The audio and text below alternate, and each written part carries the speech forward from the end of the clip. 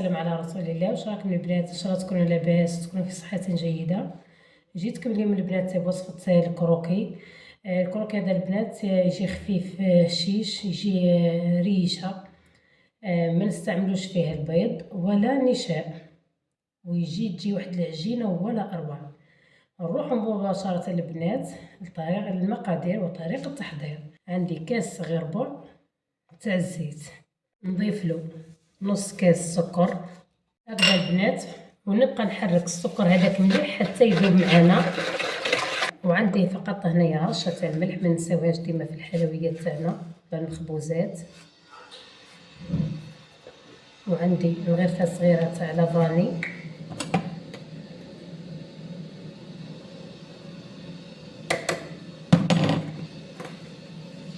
وعندي البنات هنايا قشور الليمون. نخلط البنات حتى يذوب معنا شويه هذاك السكر. نخلط البنات. هنا البنات نضيفوا ملعقه تاع خل، من الافضل يعني الخل يكون ما فيه حتى نكهه، يعني خل عادي.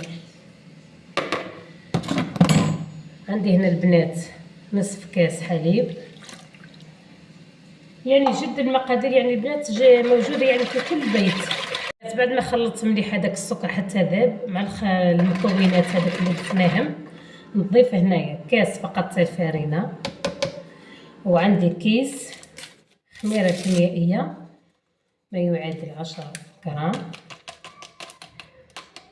خلط البنات هنا الفارينه، الكاس تاع الفارينه اللي حطيناه مع الكيس تاع الخميره الكيميائيه، خلطوا فقط بالفوي بالطريقه هذه. البنات العجينه تاعكم ما نشيحوهاش بزاف، ما نديروهاش يابسه باه من بعد الكروكي تاعنا يجينا يابس، وما ديريهاش طريه بزاف باه ما يهبطش معاك بعد الكروكي تاعك، ما يجي حاكم روحك.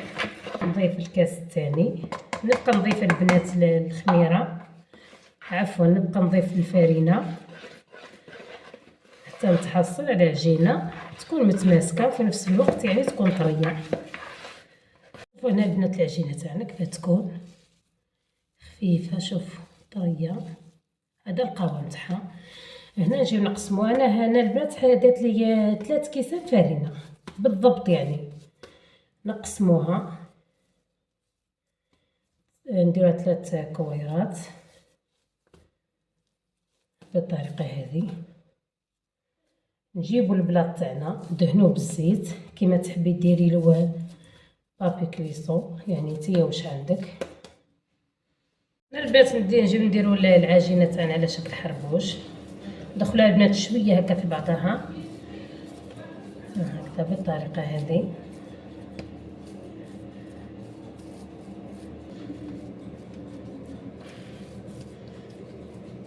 بالطريقه هذه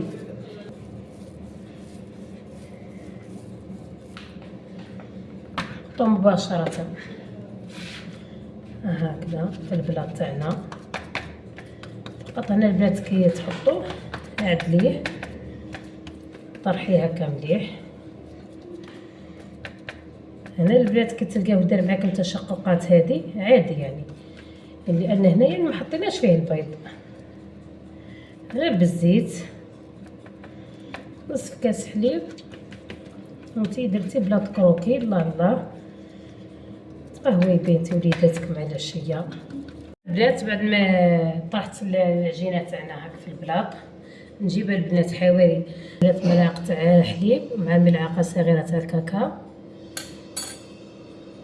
هنايا البنات خيما فين الكروكي تاع نديروه بالبيض، نعاودو ندهنوه بالبيض. هنا مادامنا ما درناش فيه البيض راح ندهنوه بالحليب والكاكاو. 3 ملاعق تاع حليب يعني العادي، وملعقه صغيره تاع الكاكاو. حلوها مليح هذيك الملعقه تاع الكاكاو.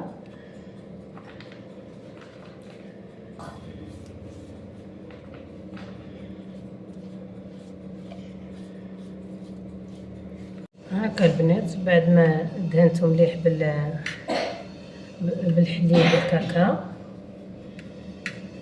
هكا نديرو له غير هكا برك بشويه بالفرشيطه نخليها البنات انايا دوكا ندخلو يطيب على درجة 180. كتشوفوا البنات طاب من تحت،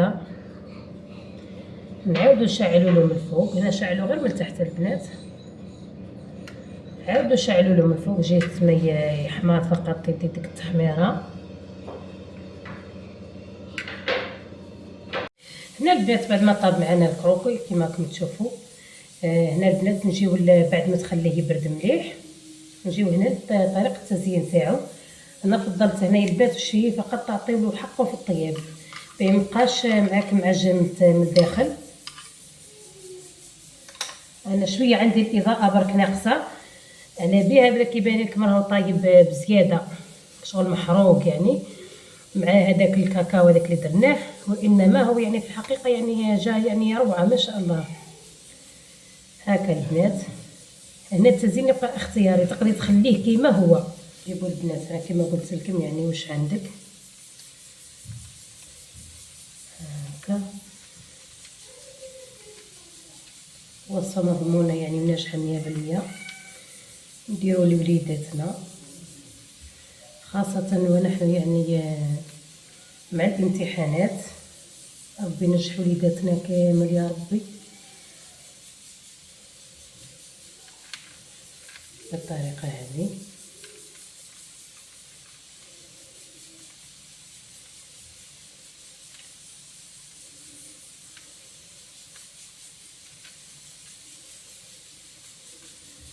هذه هي وصفتنا تاع النهار اليوم، كروكي بدون بيض بدون نشاء، يعني مواد جد اقتصاديه. ان شاء الله يا ربي تعجبكم الوصفه تاعي اليوم تعتمدوها.